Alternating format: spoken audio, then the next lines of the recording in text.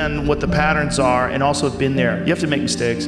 You've been there, you feel it, you understand what it is, and then you have that time to adjust.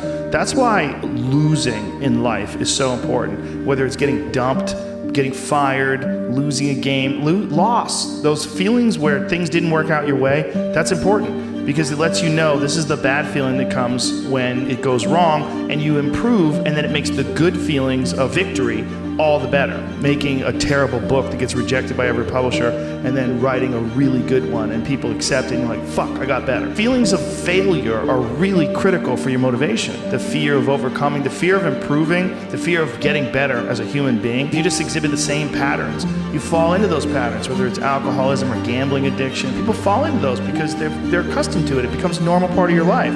I think that's a scary thing for people, is to recognize that they're on a bad pattern and to say, okay, I have to stop drinking. What steps do I make? And what's the best way?